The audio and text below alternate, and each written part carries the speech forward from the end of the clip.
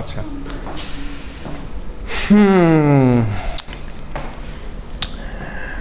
প্রথম কথা হচ্ছে যে তোমরা কি বিবিএর স্টুডেন্ট? হ্যাঁ স্যার। তোমরা কি বিজনেস পড়তেছো? তোমরা কি বিজনেস গ্র্যাজুয়েট? তোমরা কি বিজনেস গ্র্যাজুয়েশন করতে আসছো? তোমাদের পরিচয় কি? ওয়াটার বোতল প্রজেক্ট, স্কলার ফ্যাশন ক্লাব, পরিচয় কি? আচ্ছা, টেক্সটাইল ইঞ্জিনিয়ার হয়ে গেছো না? আচ্ছা, পরিচয় হচ্ছে student of department of textile engineering, university of scholars. আচ্ছা, তো তুমি তো টেক্সটাইল ইঞ্জিনিয়ারিংয়ের স্টুডেন্ট, তুমি তো শিখবা টেক্সটাইল, তুমি হচ্ছে টেক, বাকিদেরকে বলবা নন টেক। তো ঠিক আছে, তুমি তাহলে টেক, তোমার তো শুধু ইঞ্জিনিয়ারিং বা টেকনোলজিক্যাল বিষয় নিয়ে মাথা কামানোর কথা বা ইয়ে হওয়ার কথা। তাহলে এই কোর্সের সাথে তোমার সম্পর্ক কি? এটা তো বিজনেস ডিপার্টমেন্টের কোর্স, বিজনেসের কোর্স, বিজনেসের কোলাবান পড়বে এটা। মার্কেটিং দিয়ে তোমার কি কাজ? কারণ স্যার আমার তো স্যার টেক্সটাইলের আমরা যে কাজগুলো করব স্যার, আরএনজি সেক্টর করবে, যে সেক্টরই করবে, আমার তো স্যার অর্ডার কালেক্ট করতে হবে, পাশাপাশি আমার ইন্ডাস্ট্রিজ রেখে ইনাফ মার্কেটিং থাকতে হবে স্যার, যাতে বায়াররা আমার দিকে অ্যাট্রাক্ট হয়। এই যে ওর বাবার যে একটা ফ্যাক্টরি আছে, জানো তো তুমি? আচ্ছা, ওইখানে তোমারও চাকরি হইতে পারে, জানো তো তুমি? হ্যাঁ, নাকি অলরেডি করো? আচ্ছা, ঠিক আছে। সো সুযোগ আছে তো, যত মানে ছোট হোক বড় হোক যেই সাইজেরই হোক, জিজ্ঞেস করে দেখো ওদের মার্কেটিং অ্যাক্টিভিটি আছে কিনা। আছে না? আচ্ছা, মার্কেটিং অ্যাক্টিভিটি কেন আছে? ও তো প্রোডাকশন ফ্যাক্টরি। আমাদের কাজ তো হচ্ছে প্রোডাকশন নিয়ে। আমার বায়ার অর্ডার দিবে, আমি প্রোডাকশন করব, আমার মার্কেটিংয়ের কি দরকার? তুমি বলো। স্যার মার্কেটিং না থাকলে তো স্যার আমার প্রোডাকশন স্যার যে করবো স্যার, আমার তো স্যার ওই অর্ডারটা লাগবে স্যার। দেন হচ্ছে স্যার এমন তো না যে সবসময় আমরা একটা বায়ার বা দুইটা বায়ারকে নিয়ে কাজ করবো স্যার, আমাদের তো যত সম্ভব ডেভেলপমেন্টে যেতে হবে, যত বেশি বায়ার আমরা অ্যাট্রাক্ট করতে পারি, যত বেশি অর্ডার কোম্পানি। আচ্ছা, তার মানে বায়ার খোঁজার জন্য, বায়ার পাওয়ার জন্য আমার মার্কেটিং লাগবে। জি স্যার, অর্ডার। আচ্ছা, তো মার্কেটিং দিয়ে আমি কিভাবে বায়ার পাবো? মার্কেটিং দিয়ে কিভাবে পাবো স্যার? জি স্যার, মার্কেটিং দিয়ে আমি বায়ার কিভাবে পাবো? মার্কেটিং দিয়ে বায়ার কিভাবে মানে আমাদের প্রসেসটা কি? ধরো তোমার ফ্যাক্টরির প্রসেসটা কি? বায়ার পাওয়ার জন্য তোমরা কি কি করো? বায়ার স্যার আসলে স্যার টেক্সটাইল ইন্ডাস্ট্রি স্যার বেশিরভাগ ক্ষেত্রে স্যার লিঙ্ক আপের উপরে চলে, মানে যাদের কমিউনিকেশন লিঙ্ক আপ বা আদার্স লিঙ্ক আপ যত বেশি থাকে, তো যত বেশি মানুষের সাথে পরিচিত থাকে, একজনের সাথে আরেকজনের সাথে ইজিলি কানেক্টেড হওয়া যায়।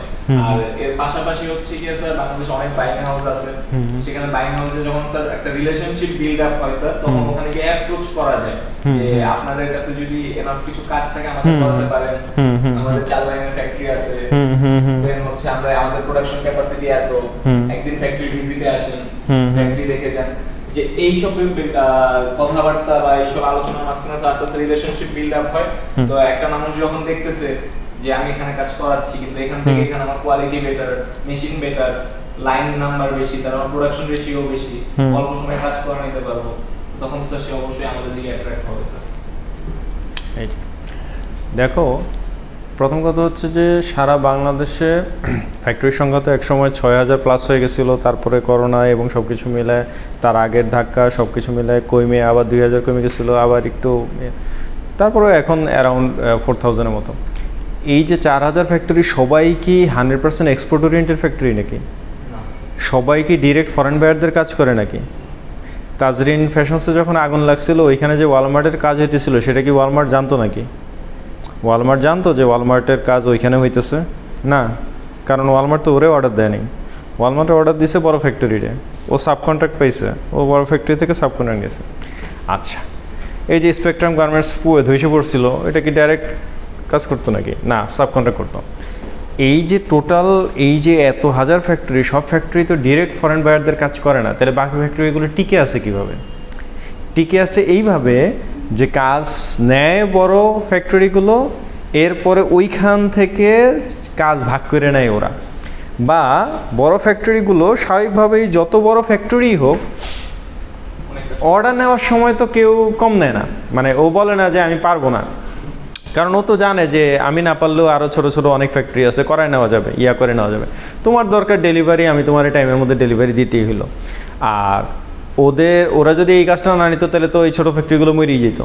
তাহলে ওরা অর্ডার নেওয়ার সময় তো আমরা কখনো কাউরে না করি না যে তুমি কি এটা পারবা, তোমাদেরকে যেরকম তোমরা জানো না, তোমরা পারো না, এমন কোনো কাজও নাই, এমন কোনো জিনিসও নাই, শুধু আমি জিজ্ঞেস করলে সমস্যা, নাইলে এমনি যদি শুধু জিজ্ঞেস করা হয় এটা জানো, এটা শুনছো, এটা পারো, সবই পারি, কিন্তু কী পারে সেটা জিজ্ঞেস করা যাবে না।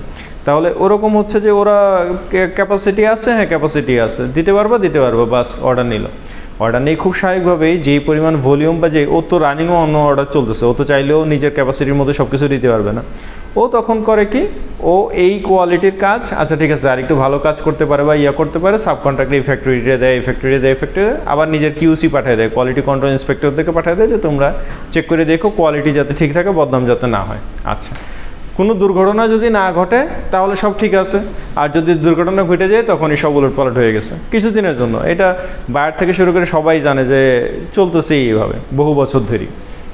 আচ্ছা, এখন কথা হচ্ছে এই মানুষটা ওই যে মাঝে মাঝে তোমরাই বলো না যে বাংলাদেশ বাইরে এক্সপোর্ট করতেছে, তো বাংলাদেশ কেন H&M, ওয়ালমার্ট, পুমা এদের হয়ে এদের নামে এদের লোগোতে কেন এক্সপোর্ট করবে? বাংলাদেশ সরাসরি বাংলাদেশের নামে এক্সপোর্ট করে না কেন?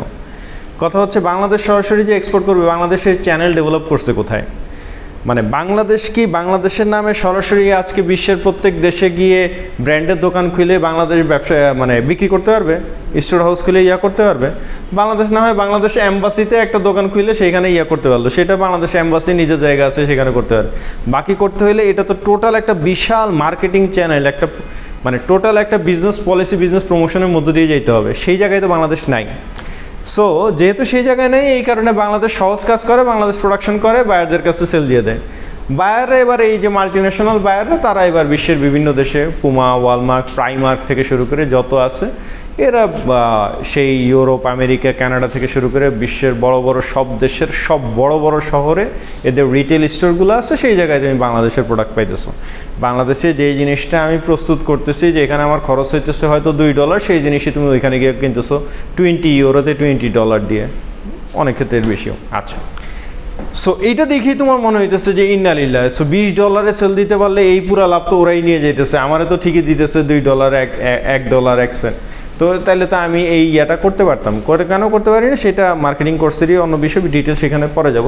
কিন্তু বিষয়টা যেটা সেটা হচ্ছে যে তাহলে আমি তো জাস্ট সেল দিতে পারতেছি ওদেরকে, এবং সেই সেলও দিতে পারতেছি অল্প কয়েকটা 100% কমপ্লায়েন্ট ফ্যাক্টরি, যাদেরকে সব কমপ্লায়েন্ট অডিটে যারা পাস করছে যে না ঠিক আছে, এদেরকে অর্ডার দিলে বায়ারেরও বদনাম হবে না এবং এরাও অর্ডার নেওয়ার যোগ্য। আবার এরাও অর্ডার নিয়ে তারপরে ওই যে সব অর্ডার এরা করতেছে না, বাকিদেরকে দিয়ে চলতেছে। তাহলে এই যে বাকিদেরকে দিয়ে চলতেছে, এরা ডিরেক্ট অর্ডার কেন নিতে পারতেছে না? কারণ এটা তো কমপ্লায়েন্ট না, এদের সেই ইনফ্রাস্ট্রাকচার, সেই ফ্যাসিলিটিস। আজকে এই যে মিরপুর, যাত্রাবাড়ি থেকে শুরু করে সারা বাংলাদেশের যত গার্মেন্টস দেখো, এই যে এক একটা ফ্লোরে 1টা 2টা 3টা করে গার্মেন্টস, এগুলোর কোনো সেট আপ আছে, কোনো ইনফ্রাস্ট্রাকচার আছে? এগুলোর গার্মেন্টস বলার কোনো সুযোগ আছে? এগুলো টিকে আছে কেমনে? হয় লোকাল প্রোডাক্ট করে, নাহলে অন্যভাবে, মানে কিছু না কিছু দিয়ে তো টিকে আছে। কারণ এরা তো সরাসরি ফরেন বায়ার ক্যাচ করতে পারবে না, কারণ এদের তো সেই সার্টিফিকেশন নাই, কমপ্লায়েন্স নাই, কোনো কিছু নাই, অডিট তো ফেল করবে। আচ্ছা, তাহলে বিষয়টা যেটা যে এই কোম্পানিগুলো টিকে আছে শুধুমাত্র যেই কোম্পানিগুলো কাজ পায় তাদের সাথে লিয়াজো করার মাধ্যমে, গুড রিলেশনশিপ করার মাধ্যমে। কারণ ওইখানে আমার ভাগিনা আছে, তো ভাগিনা টেক্সটাইল ইঞ্জিনিয়ার দেখে বড় কোম্পানিতে চাকরি করে, কিন্তু মামা তো নন টেক, কিন্তু মামার তো একটা ছোটো গার্মেন্টস হইলেও আছে, অন্তত সেখানে 10টা মেশিন হইলেও তো আছে। তো ও কি মামারে ফালাই দিতে পারবে? না। ওর বন্ধুই আছে ব্যবসা করে, ঝুটের ব্যবসা করে, ফেব্রিকের বিজনেস করে, ও বললো যে অন্তত ফ্লিসের কিছু কাজ হইলে অথবা প্রিন্টিংয়ের কিছু কাজ হইলে আমারে দিস, আমি অন্তত খায় পইরা বাঁচি। ও কি বন্ধুরে ফালাই দিতে পারবে? না। এই প্যাটার্নে চলতেছে। তাহলে এই যে প্যাটার্নে চলতেছে, যতই বন্ধু হোক আর যতই মামা হোক, তারপরেও সেখানে কিন্তু বিজনেস রিলেশনশিপ, বিজনেসের কিছু ব্যাপার থাকতে হবে। কারণ আগের মামাও এখন আর মামা নাই, আগের ভাগিনাও এখন আর ভাগিনা নাই, আগের প্রেমই এখন আর প্রেম নেই, আগের বউই এখন আর বউ নেই, সবই এখন চেঞ্জ হয়ে গেছে। সো যেখানেই এখন স্বার্থ, মানুষ সেখানে আছে। তার মানে হচ্ছে যে বন্ধুরে দিয়ে যতদিন ফায়দা আছে ব্যবসায়, যে বন্ধু আমারে একটা ভালো কমিশন দিবে, খুশি রাখবে, করবে, ততদিন বন্ধু আছে। আর যদি দেখা যায় যে না, বন্ধু আমার বন্ধুর দাবিতে বন্ধু দেয় 2 টাকা লাভ, আর যে আমার বন্ধু না সে দেয় 10 টাকা লাভ, আমি তখন আর বন্ধু চিনি না। That's it. সো এই যে পুরো জিনিসটা এইখানেও অনেক মার্কেটিং, অনেক রিলেশনশিপ, অনেক কিছু এটার সাথে সম্পর্কিত। তো যাই হোক, দিন শেষে বাংলাদেশের এমন কোনো বিজনেস, এমন কোনো অ্যাক্টিভিটি নাই যেটার সাথে আসলে মার্কেটিংয়ের সম্পর্ক নাই। গতকালও বিজনেস কমিউনিকেশন কোর্সে আমরা এই জিনিসগুলো বলছিলাম যে কোনো স্টার্ট আপ, যে কোনো স্মল বিজনেস, একটা বিজনেস শুরু করবে, একদম জাস্ট লঞ্চ করবে, তারপরেও দেখা যায় যে তার প্রথম বিসমিল্লাহ শুরু করার সময় একটা ফেসবুক পেজ দিয়ে শুরু করতে হয়। অবশ্য আজকে থেকে 10 বছর আগে এগুলো কেউ চিন্তাও করতো না। আর এখন সবচেয়ে বড় বড় গ্রুপ বা কোম্পানিগুলোরও ফেসবুক পেজ লাগে, তাদের ইউটিউব চ্যানেল লাগে, তাদের ওয়েবসাইট লাগে, সব কিছু লাগে। যাই হোক, তাহলে মার্কেটিং এমন একটা বিষয় যে মার্কেটিং হচ্ছে part and parcel of our life, যে আমাদের প্রত্যেকটা কাজের, আমাদের প্রত্যেকটা ইয়ার এখন একটা পার্ট অ্যান্ড পার্সেল হয়ে গেছে মার্কেটিং। তোমাদের কাছে কি মনে হয় যে এই যে আমাদের ইউনিভার্সিটির যে পেজটা, এই ইউনিভার্সিটি পেজে আমরা আসলে কি করি? ইউনিভার্সিটি পেজ দিয়ে আমরা কাউকে কিছু শিখাই? আমাদের ইউনিভার্সিটির পেজে আমরা আসলে এটার মূল উদ্দেশ্য হচ্ছে এটা একটা সাদাকায়ে জারিয়া পেজ, আমরা এইখানে মানুষকে ভালো কাজে উদ্বুদ্ধ করি, কিংবা এইখানে প্রতিদিন মানুষকে কিছু শেখানোর চেষ্টা করি, অথবা এইখান থেকে ভালো কোনো মরাল, ইথিক্যাল, এডুকেশনাল মেসেজ দেওয়ার চেষ্টা করি। এই পারপাজে এই পেজ ক্রিয়েট করা না, পারপাজ একটাই, কি? মার্কেটিং। এবং ওই কাজই করি আমরা। এই কারণে আমাদের পোস্ট দেখলেই বোঝা যায় যে আমাদের উদ্দেশ্য কী। পোস্ট দেখলেই বোঝা যায়। এখন যে কোনো বিজনেস পেজ আর ধরো মানে ইয়া তো অনেক কিছুরই আছে। ধরো আজকে যেগুলো সোশ্যাল ওয়েলফেয়ার ইনিশিয়েটিভ, যে কোনো ফাউন্ডেশন বলো, আমারটা বলো বা ইয়ারটা বলো, ধরো আসুনা ফাউন্ডেশনের পেজে গেলা আর তুমি আরেকটা কোচিং সেন্টারের পেজে গেলা, এখন ওইটাও একটা পেজ, এটাও একটা পেজ, বরং ওইটা হচ্ছে শিক্ষামূলক প্রতিষ্ঠান, ওইটার পেজে অনেক শিক্ষামূলক জিনিস থাকার কথা। আর আসুনা ফাউন্ডেশন এটা হচ্ছে সোশ্যাল রকমারি প্রতিষ্ঠান, এর ইয়াতে রকমারি বিনোদন থাকার কথা। কিন্তু রকমারি বিনোদন তুমি কোথায় গেলে পাবা? ওর পেজে গেলে পাবা না ওর পেজে গেলে পাবা? কোচিংয়ের পেজে গেলে পাবা। কোচিংয়ের পেজে গেলে দেখবা যে একদিন ক্লাসে এক ছাত্রী গান গাইতেছে, আরেকদিন পিকনিকে গিয়ে নাচতেছে, আরেকদিন টিচার নিজেই ডিস্কো হয়ে গেছে। তো কোচিংয়ের পেজে গেলে তুমি দেখবা এগুলা। আর ওইখানের পেজে গেলে তুমি দেখবা যে হয়তো গাছ লাগাইতেছে, হয়তো বন্যা প্রজেক্ট করতেছে, হয়তো ইয়া প্রজেক্ট করতেছে, মানুষের স্কিল ডেভেলপমেন্ট করাইতেছে, কম্পিউটার শিখাইতেছে, এই করতেছে। ঘটনা পুরো উল্টাই গেল না? শিক্ষামূলক প্রতিষ্ঠান ছিল এ, আর ওই কাজ করে বেড়াইতেছে এ। কারণ কি?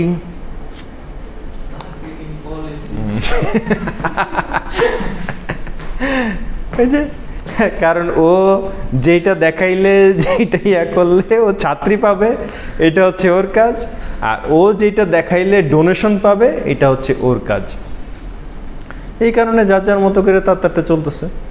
যে আমি যদি এইখানে বসে শুধু প্রতিদিন আমার ইউনিভার্সিটি পেজ থেকে সক্রেটিস কী বলেছেন, অ্যারিস্টটল কী বলেছেন, নেপোলিয়ন কী বলে গেছেন, প্লেটো কী উপদেশ বাণী দিয়ে গেছেন, আমরা যদি খুব সুন্দর সুন্দর ডিজাইন করেও সারাক্ষণ পেজ থেকে এইটা দিতাম, তাইলে সবার আগে পেজ থেকে তোমরা নিজেরা আনফলো হয়ে যেতাম। যে এই পেজের পোস্টার দেখতে চাই না, আনফলো হয়ে গেলাম। নিজের ইউনিভার্সিটি পেজ হয়েছে তো কী হয়েছে, পেজ থেকে unfollow. So this is the reality, যে আলটিমেটলি আমাদের মার্কেটিং ইজ ড্রাইভিং আস। আমাদের মার্কেটিং একটা বিগ পোর্শন প্লে করে আমাদের বিজনেসে, আমাদের ইয়াতে। এবং দিন শেষে অনেক ক্ষেত্রে এটাকে যদি একদম কি একটা ড্রাইভারও বলা হয়, মানে অস্বীকার করার কোনো উপায় নেই। কারণ তোমার মার্কেটিং থাকলে, তোমার বায়ার থাকলে, তোমার ক্লায়েন্ট থাকলে, তখন গিয়ে তোমার ইয়া করে লাভ আছে। আর তোমার যদি ক্লায়েন্টই না থাকে, বায়ারই না থাকে, মার্কেটিং অ্যাক্টিভিটি না থাকে, তুমি প্রোডাকশন করবা কার জন্য? তোমার বায়ার নাই, তুমি কার জন্য প্রোডাকশন করবা? তোমার বায়ার নাই, তুমি কার কাছে সেটা সেল করবা? তোমার প্রোডাকশন, বায়ার নাই মানে প্রোডাকশন নাই, তোমার এইসব ইঞ্জিনিয়ার, তোমার এত ডিপার্টমেন্ট, এত মানুষ, এত ম্যানেজারেরও চাকরি নেই, ওয়ার্কারেরও কাজ নেই, শেষ। As simple as it is. মানে আমার এই জিনিস চললে তারপরে না আমার গ্রাফিক্স ডিজাইনারের প্রয়োজন পড়বে। কিসের আবার graphics designer? Graphic designer part time ছিল, সে মনে মনে আশা করতেছিল সে ফুল টাইম চাকরি পাবে। আগেই তো চাকরি নট। এখানে মার্কেটিং অ্যাক্টিভিটি ঠিক নেই আর গ্রাফিক্স ডিজাইনের কাজ ঠিক আছে। আচ্ছা, তাহলে বিষয়টা যেটা, সেটা হচ্ছে যে মার্কেটিং ছাড়া আসলে উপায় নেই আর কি, বাঁচারও উপায় নেই, চলারও উপায় নেই। এই কারণে পৃথিবীর যে কোনো ইঞ্জিনিয়ারিং পড়তে যাও তুমি, অথবা যেই সাবজেক্টে যেটাই পড়তে চাও ম্যাক্সিমাম আন্ডার গ্র্যাজুয়েট লেভেলে ম্যাক্সিমাম টাইপের কোর্সে তুমি যেই সাবজেক্টেই ব্যাচেলার্স করতে যাও, ইঞ্জিনিয়ারিং ডিগ্রি নিতে চাও, মার্কেটিং হচ্ছে একটা কমন সাবজেক্ট। তোমার মার্কেটিং সম্বন্ধে জানা লাগবে, তোমার অ্যাকাউন্টিং সম্বন্ধে জানা লাগবে, তোমার স্ট্যাটিস্টিক্স বোঝা লাগবে। এই 2-3টা জিনিস কেন বোঝা লাগবে? For business. যদি কখনো ভুলেও তুমি নিজে ব্যবসা করতে চাও অথবা বাপের ব্যবসা বসতে চাও, অথবা বাবা তোমারে মৃত্যু সজ্জায় বলে যে আমি এত কষ্ট করে সারা জীবন ব্যবসাটারে এতটুকু দাঁড়া করাইছি, তুই বাবা আমার শেষ ইচ্ছা ব্যবসাটারে একটু দেখিস, তুই এতদিন নেশাখরের মতো ঘুরে বেড়াইছ, পড়ালেখাও ঠিক মতো করস নাই, ব্যবসাটার দিকেও তাকাস নাই, এখন অন্তত বউ বাচ্চা নিয়ে বাঁচিস, ব্যবসাটা আমি এতদূর দাঁড়া করাই দিছি, এইটা ধরে রাখলেই তোর হবে, আর কিছু করা লাগবে না। তখন বাবার শেষ ইচ্ছা পূরণ করার জন্য যদি তোমার ব্যবসাটা দেখতে হয়, এখন সেই ব্যবসাটা দেখার জন্য তো তোমার কিছু মার্কেটিং নলেজ, কিছু অ্যাকাউন্টিং নলেজ, স্ট্যাটিস্টিক্যাল নলেজ লাগবে। সেই নলেজটা তখন গিয়ে কাজে লাগবে। ইউনিভার্সিটিতে পড়ার সময় তো মনে করছো শুধু ক্লাসের অ্যাটেন্ডেন্স আর একটা কোনো রকমে পাস করা, কিন্তু তখন ব্যাপারটা তা হবে না। এই যে আপনি 3 পিস বিজনেস করবেন, শাড়ির ব্যবসা করবেন, এই যে উনি কত পৃথিবীর যত ব্যবসা আছে সিজনাল সব ব্যবসা করবে, যেই সিজনে পৃথিবীতে যেই ব্যবসা দরকার উনি সেই ব্যবসাই করবে। করোনা চলে যাওয়ার পরে করোনার ব্যবসায় হাত দিবে।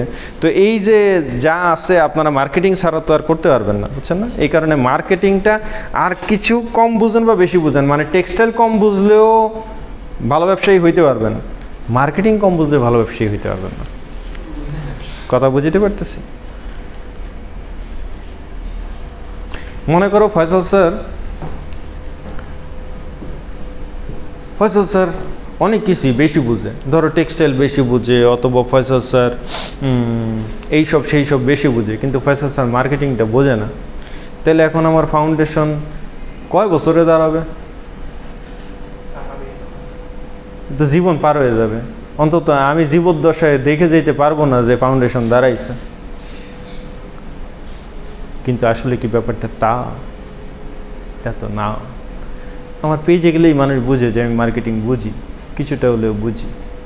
তার মানে কি ওই সব কিছু আমি করি, আমি লিখি, আমি ডিজাইন বানাই, আমি করি না। বাট মানে তোমার অ্যাক্টিভিটি দিয়েই মানুষকে বুঝাইতে হবে যে ইউ মেন বিজনেস। তুমি মানুষের পালসটা বুঝো, তুমি ইয়াটা বুঝো, সেই জিনিসটা টাচ করতে পারো, সেই জিনিসটা। আচ্ছা, তাহলে আসি। এতটুকু তো বোঝা গেল যে ব্যবসা করো আর ব্যবসা না করো, টেক্সটাইলে থাকো বা টেক্সটাইলে না থাকো, মার্কেটিং মানে অনেকটা ফরজ পর্যায়ে, ওয়াজিব পর্যায়ে আর কি, যে মার্কেটিং লাগবেই। আচ্ছা, মার্কেটিং যদি লাগে, মার্কেটিংয়ে এই কোর্সে আমরা কি দেখবো, কি শিখবো? রেশনাল এগুলো দিয়ে দেবো ইয়াতে, তখন পড়ে নিও। আমরা ফার্স্টে দেখবো marketing creating and capturing customer value. মার্কেটিংয়ের প্রথম শব্দ হচ্ছে প্রফিট না, প্রথম শব্দ হচ্ছে ভ্যালু ক্রিয়েট করা। মানে হচ্ছে প্রফিট আর ভ্যালুর সাথে পার্থক্য কী? প্রফিট হচ্ছে তুমি একটা জিনিস 2 টাকা দিয়ে কিনছো, ওই যে পানির বোতল 10 টাকা দিয়ে কিনলা, 15 টাকায় বিক্রি করলা, 5 টাকা লাভ হইলো, শেষ। এটার নাম হচ্ছে প্রফিট। ভ্যালু হচ্ছে পানির বোতল 10 টাকা দিয়ে কিনছো, 12 টাকায় বিক্রি করছো, এবং এই কাস্টমারের সাথে 2 মিনিট এমনভাবে কথা বলছো এবং কাস্টমারকে এই পানির এই বোতল নতুন এই ব্র্যান্ডটা সম্পর্কেও বলছো যে পানির কোয়ালিটি কিন্তু অন্যগুলোর মতোই একই, বরং এটার দাম 3 টাকা কম, এবং আমার মনে হয় আপনি এরপর থেকে আর এটা ছাড়া কিছু কিনবেন না। এই যে বলে দিছো, এরপর থেকে কাস্টমার 2টা ঘটনা ঘটায়। সেটা হচ্ছে ও সবসময় তোমার কাছ থেকেই কিনে এবং এই বোতলটাই কিনে 12 টাকা দিয়েই কিনে। এটা হচ্ছে ভ্যালু। পার্থক্যটা বুঝতে পারছি? মানে তোমাদের প্রত্যেকটা ইয়ার ক্ষেত্রেই ধরো, ইভেন আমাদের অ্যাটলিস্ট আমার তো আছে, দেখা গেছে যে আমি মুরগি কেনার সময় একটা দোকান থেকে, মাছ কেনার সময় একটা দোকান থেকে, মুদির বাজার করার সময় একটা দোকান থেকে, ইলেকট্রনিক্স কেনার সময় নর্মালি ওই মার্কেটের ওই দোকান থেকে, এরকম হয়ে যায় না আমাদের? কেন হয় এটা? কেন হয়েছে? মানে আমার এমন তো না যে পরিচিত লোক শুধু ওই একজনই। এই ব্যাপারে তো পরিচিত লোক এলাকার মধ্যে আছে, এলাকার বাইরে আছে, তারপরেও দূরে গিয়ে আমি ওই জায়গা থেকে কেন কিনতেছি? কারণ সে আমার মধ্যে একটা ট্রাস্ট ক্রিয়েট করতে পারছে, তার উপরে আমার একটা কনফিডেন্স গ্রো করতে পারছে।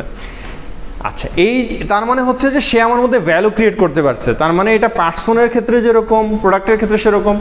মানে ধরো আমি তো মনে হয় শেষ মানে এর মার্কেটিং কোর্স যেহেতু মানে এগুলো নিয়ে হাজার হাজার এক্সাম্পল আসবে, হাজার হাজার কথা আসবে।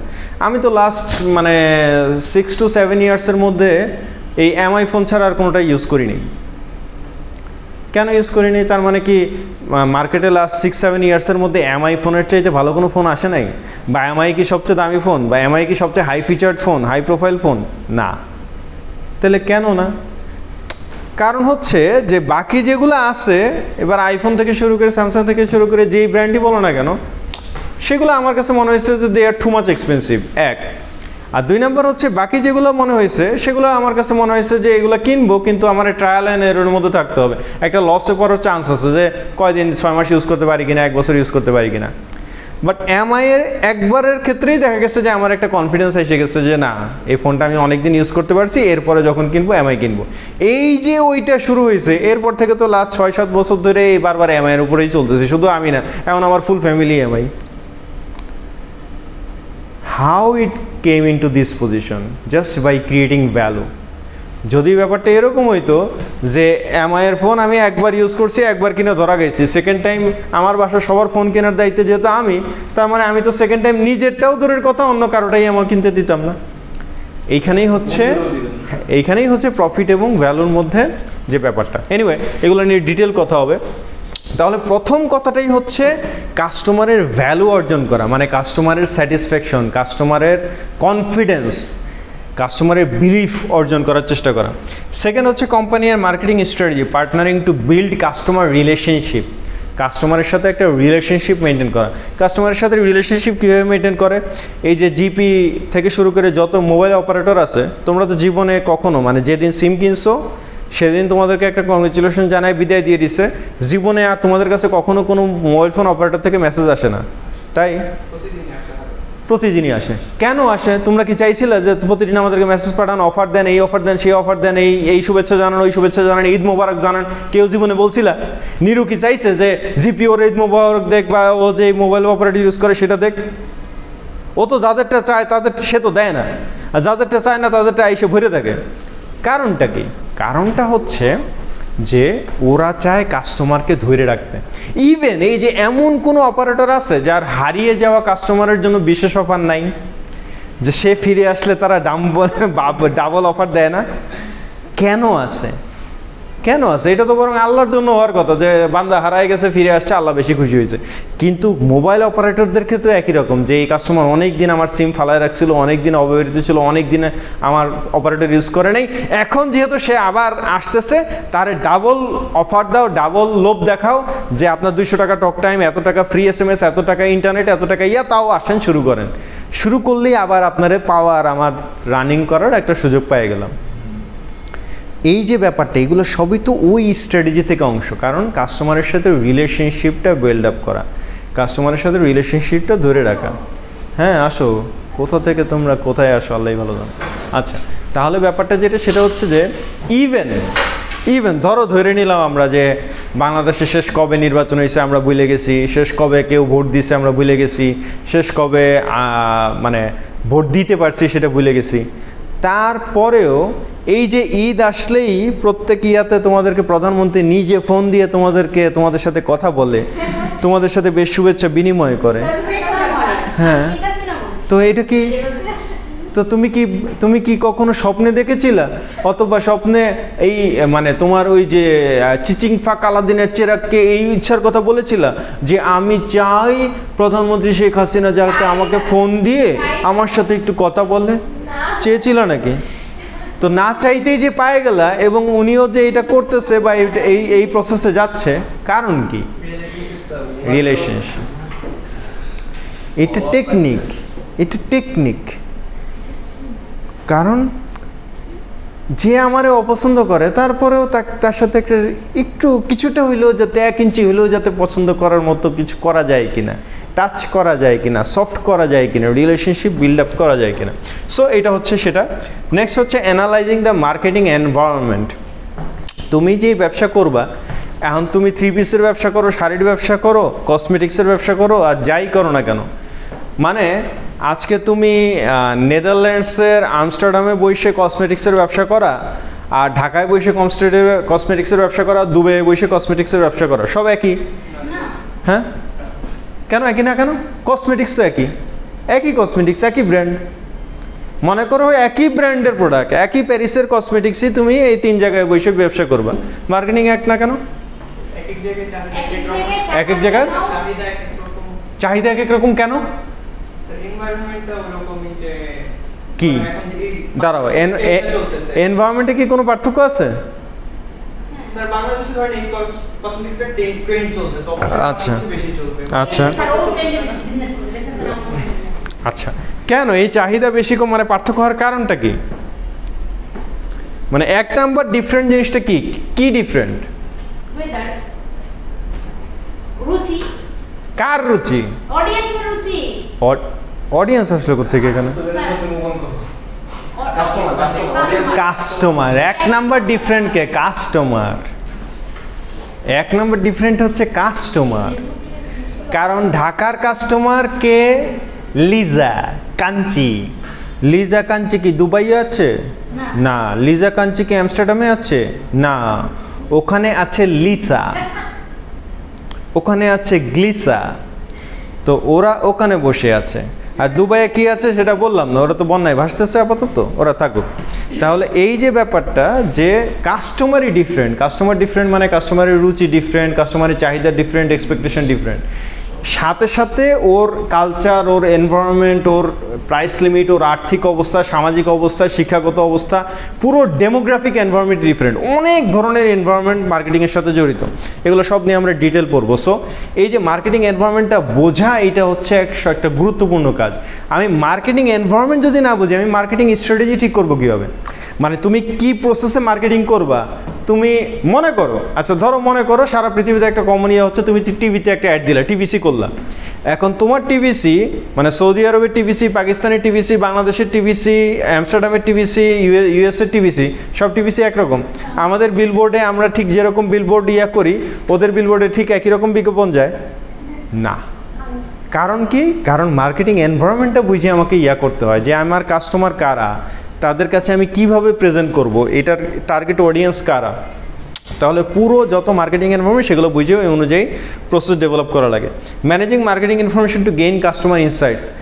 কাস্টমারদের ইনসাইট, কাস্টমারদের ভিতরের মন জয় করার জন্য তোমাকে ডেটা লাগবে, ইনফরমেশন লাগবে। সেই মার্কেটিং ইনফরমেশনগুলোকে তোমার ম্যানেজ করে সফটওয়্যারের মাধ্যমে তোমাকে অ্যানালাইসিস করে তোমাকে একটা স্ট্যাটিস্টিক্যাল অ্যানালাইসিসের মাধ্যমে একটা রেজাল্টে আসা লাগবে যে আমার কোনটাকে প্রায়োরিটি দিব। কারণ এক এক মানুষ এক এক রকম, এক এক মানুষের রুচি এক এক রকম। এখন রুচি তাহলে কোনটাকে ধরবা তুমি? মনে করো মার্কেটে যে রুচি চানাচুর নামাইছে, এখন রুচি চানাচুর কার রুচি অনুসারে নামাইছে বলো দেখি? কোন কাস্টমার সেটা? সেটা কি জাকারিয়া নাকি ফাহিম নাকি নিরু নাকি কাঞ্চি নাকি লিজা?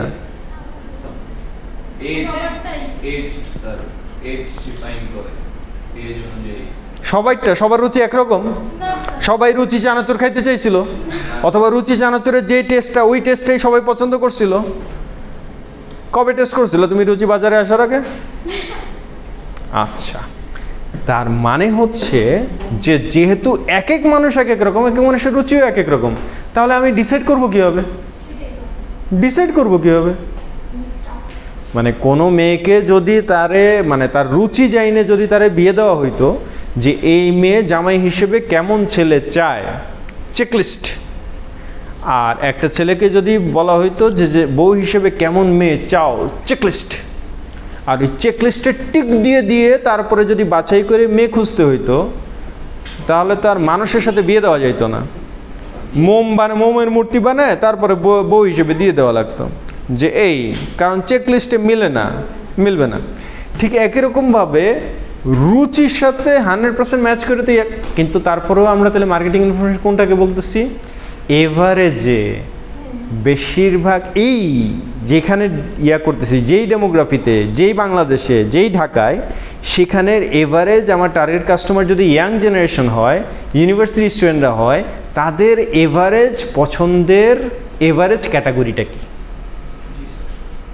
তারা এভারেজ কোন ড্রিঙ্কস পছন্দ করে, কেমন ফ্লেভার পছন্দ করে, কেমন ইয়া পছন্দ করে, like this. Then consumer market and consumer buyer behaviour. তোমার মার্কেট দুই ধরনের, একটা হচ্ছে কনজিউমার মার্কেট আর একটা হচ্ছে ইন্ডাস্ট্রিয়াল মার্কেট। কনজিউমার মার্কেট কোনটা? আমরা সাধারণ কনজিউমার মার্কেট, সাধারণ মানুষ যেই মার্কেটে যাই কেনাকাটা করি করি, আমাদের জন্য যেসব মার্কেট সেগুলো হচ্ছে কনজিউমার মার্কেট। আর বিজনেস মার্কেট কোনটা? বিজনেসম্যানদের জন্য যে মার্কেট সেটা হচ্ছে মানে আরও সহজে বলতে গেলে একটা হচ্ছে খুচরা মার্কেট আর একটা হচ্ছে পাইকারি মার্কেট। মানে হ্যাঁ, কিছু পাইকারি মার্কেটে থাকতে পারে যে খুচরা মার্কেটের জন্য অপশন আছে, সেটা আলাদা, কিন্তু সেগুলো মূলত হচ্ছে পাইকারি মার্কেট। আর আমাদের জন্য তুমি বাসা বাড়ি থেকে যখন করতেছো, এখন তুমি যার কাছ থেকে ডিম কিনো তার কাছ থেকে তুমি কী দামে কিনো? পাইকারি দামে। তার কাছ থেকে তো খুচরা দামে কিনে, কিন্তু ও যার কাছ থেকে কিনে ও কি খুচরা দামে কিনে? ও তো পাইকারি দামে কিনে। তোমার এলাকার যে যত দোকান আছে, ফেব্রিকের দোকান আছে সেগুলা, আর তুমি যখন ইসলামপুর থেকে ও যখন নিয়ে আসতেছো তখন ওইটা, এবং ইসলামপুরে তোমার তো ওই দামে দিবে না, কারণ তুমি তো ওই শর্ট কোয়ান্টিটি তার কাছ থেকে পাবা না। তাহলে এই হচ্ছে দুই ধরনের মার্কেট, এবং দুই ধরনের মার্কেটের বৈশিষ্ট্য, কাস্টমার প্যাটার্ন সব কিছুই আলাদা, ভলিউম আলাদা, সেই অনুযায়ী সব কিছু আলাদা। আচ্ছা, তারপরে কাস্টমার ড্রিভেন মার্কেটিং স্ট্র্যাটেজি। এবার এই সব কিছু যখন তুমি বুঝলা, কাস্টমার বুঝলা, কাস্টমারের রুচি বুঝলা, কাস্টমারের এনভায়রনমেন্ট বুঝলা, কাস্টমারের এনভায়রনমেন্ট অ্যানালাইসিস করতে পারলা, কাস্টমারের ইনফরমেশন নিলা, তুমি কাস্টমার এটা কনজিউমার মার্কেট না বিজনেস মার্কেট এগুলো বুঝলা। এবার তোমার কাজ হচ্ছে কাস্টমারকে ড্রাইভ করার মতো, কাস্টমারকে একদম টেনে নিয়ে আসার মতো, কাস্টমার যাতে তোমার কাছে দৌড়ে চলে আসে, সেই customer driven marketing strategy develop করা। তারপর তোমার প্রোডাক্ট নাকি সার্ভিস কী ধরনের সেইটার একটা কাস্টমার ভ্যালু ক্রিয়েট করা। ব্র্যান্ড হলে ব্র্যান্ড ডেভেলপ করা, সবাই তো আর ব্র্যান্ড ডেভেলপ করবে না, বাট প্রোডাক্ট হোক বা সার্ভিস হোক সেটা কীভাবে কাস্টমারের জন্য অ্যাপিল ক্রিয়েট করা যায় সেই জিনিসগুলো ডেভেলপ করা, অনেক ইম্পর্টেন্ট জিনিস আছে এখানে। আর লাস্টলি হচ্ছে new product development and product life cycle, যে বাংলাদেশ কেন পৃথিবীর কোথাও কোনো কোম্পানি শুধুমাত্র একটা প্রোডাক্ট নিয়ে থাকে না। আমি অবাক হয়ে গেলাম, ধরো এই মানে গাজার ওয়ার শুরু না হইলে এবং আমেরিকান ইসরায়েলি প্রোডাক্ট বয়কট, তারপরে ইন্ডিয়ান প্রোডাক্ট বয়কট, এই ধরনের ব্যাপার না হইলে আমি কখনো জানতামই না যে আকিজ গ্রুপের মার্কেটে এখন এতগুলো ফ্লেভারের ড্রিঙ্কস আছে। আমি তো জানতাম শুধুমাত্র এক মোজোই আছে, আকিজেরও এক মোজো আছে, এবং সেই আকিজের যে মোজো আছে এটা সারা বাংলাদেশের মানুষ জানছে কীভাবে? এই এখন গাজা যুদ্ধের মাধ্যমে যখন আমরা করছি, আর ও যখন 1 টাকা ফিলিস্তিন করছে, তো এই ক্যাম্পেনে গেছে, তখন সারা দেশের মানুষ বুঝছে যে ও আচ্ছা গাজাকে ভালোবাসি মানে মোজোকে ভালোবাসি, এরকম একটা প্যাটার্নে চলে গেছে। এখন মোজো এত হিট হয়ে গেছে আর সাপ্লাই দিতে পারতেছে না, বিভিন্ন জায়গায় মোজোর ক্রাইসিস, মোজো এখন খুঁজেও পাওয়া যাইতেছে না দোকানে। তাহলে এই যে ব্যাপারটা মানে ক্রেজি স্টেজ হয়ে গেছে মোজো। তারপরেও আবার প্রত্যেক দোকানে আকিজের অন্য কোনো না কোনো প্রোডাক্ট ঠিকই পাওয়া যেতেছে, এবং এই অন্য প্রোডাক্টে মানে এটা আমি কেন জানতে পারলাম, যখন মোজো নাই তাইলে আর কি আছে, তখন আমাকে যখন দোকানদার বললো যে না আকিজেরই অন্য প্রোডাক্ট আছে, তখন আমি দেখলাম যে হ্যাঁ ঠিক আছে, প্রাণ আপ পাওয়া যাইতেছে অথবা অন্য কিছু পাওয়া যাইতেছে, এই যে ব্যাপারগুলো। তাহলে বিষয়টা কিভাবে ড্রাইভ দিতেছে দেখো, যে আকিজ সে তো চাইলে শুধু একটা প্রোডাক্ট নিয়েই মার্কেটে থাকতে পারতো, কিন্তু তারপরেও সে একটা প্রোডাক্ট, কোনো কোম্পানি, এই যে ধরো যত ডিওডোরেন্ট বলো, ডিওডোরেন্টের মধ্যে তোমার নেভিয়া আছে, ফা আছে, মেন্স আছে, আরও কত, মানে সরি মেন্সটা সব ফ্লেভারের মধ্যে, ডিওডোরেন্টের আরও একটা নাম বলো, নেভিয়া, ফা, আর কি আছে? রেক্সোনা, হ্যাঁ, তারপরে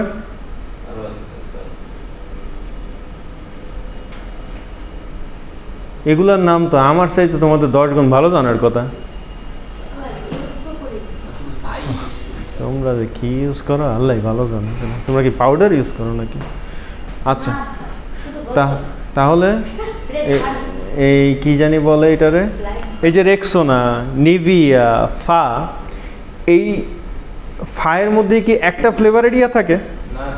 এমনকি এই যে তুমি কোম্পানির দিকে যখন তাকাবা তখন দেখবা যে একই কোম্পানির রেক্সোনাও এর, ফাও এর, নিভিয়াও এর। কথা বুঝতেছো? তুমি স্কোয়ারের দেখবা যে 3-4 রকমের ফ্লেভার আছে। আরও সহজে বুঝো, মনে করো বডি স্প্রে তুমি স্কোয়ারের প্রোডাক্ট পাবা, ইউনিলিভারের প্রোডাক্ট পাবা, যমুনা গ্রুপের প্রোডাক্ট পাবা, বসুন্ধরা গ্রুপের প্রোডাক্ট পাবা, এত, এবং প্রত্যেকেরই 3-4 রকমের ফ্লেভার, অনেক রকমের ফ্লেভার। কেন? ও শুধু একটা রাখে নাই কেন? একটা বডি স্প্রে, একটা ডিওডোরেন্ট, একটা ফ্লেভার রাখে নাই কেন? হ্যাঁ, রাইট। কন্টিনিউয়াসলি এদেরকে নিউ প্রোডাক্ট লঞ্চের মধ্যে থাকতে হয়, নিউ প্রোডাক্ট নিয়ে আসতে হয়, কারণ এরা জানে একই নির্দিষ্ট ফ্লেভার দিয়ে বহুদিন মার্কেটে থাকা যাবে না। কাস্টমারের রুচি চেঞ্জ হতে থাকবে এবং কাস্টমারকেও নতুন নতুন জিনিস দিতে হবে। এখন তুমি বলতে পারো যে স্যার সেই জন্মের আগে থেকে ক্লোজ আপ টুথপেস্টের নাম শুনতেছি, এখনও তো ক্লোজ আপ ইউজ করতেছি, এখনও তো সেই কাছে আসার গল্প আগে কম শুনছি, এখন আরও বেশি বেশি কাছে আসতেছি, তো ঠিক আছে না, ঠিক নাই। কারণ তোমার জন্মের আগে তোমার বাবা ক্লোজ আপের যেই ফ্লেভার দিয়ে দাঁত ব্রাশ করতো এবং তুমি জন্মের সময় যেই ফ্লেভার দিয়ে দাঁত ব্রাশ করতো, এখন সেই একই টুথপেস্ট একই ফ্লেভার দিয়ে দাঁত ব্রাশ করো না। কন্টিনিউয়াসলি নতুন নতুন সেখানে কিছু চেঞ্জ আসতেছে, কিছু অ্যাডিশন আসতেছে। এমনকি তোমার জন্মের আগে ক্লোজ আপের অ্যাড যা ছিল সেগুলো সভ্য শালীন অ্যাড ছিল, ওই টিভিসি বলো আর যাই বলো সেগুলো একরকম ছিল। আর এখন তোমাকে যে গল্প শোনাচ্ছে এবং যেই গল্প শুনিয়ে তোমাকে ক্লোজ আপ দিচ্ছে ওগুলো এখন আর ওটা নাই, এগুলো এখন অশালীন অসভ্য হয়ে গেছে। কারণ কি? আন্টি কারণ কি ও অশালীন অসভ্য কেন হলো? এটা কি ওর দোষ? কারণ কাস্টমার নষ্ট হয়ে গেছে, কারণ কাস্টমার পচে গেছে, এই কারণে ও নষ্ট হয়ে গেছে। ভাইস ভার্সা, চরিত্র এর নষ্ট হয়েছে এই কারণে এ নিজেকে নামিয়ে দিয়েছে, অথবা এ নষ্ট করতে চেয়েছে এই কারণে ও নষ্ট হয়ে গেছে। নষ্ট নষ্ট মারামারি খেলাখালি এই চলতেছে। ইস, ক্লোজ আপ না? তাহলে এই হচ্ছে অবস্থা। আর কি, শেষ? মার্কেটিং শেষ?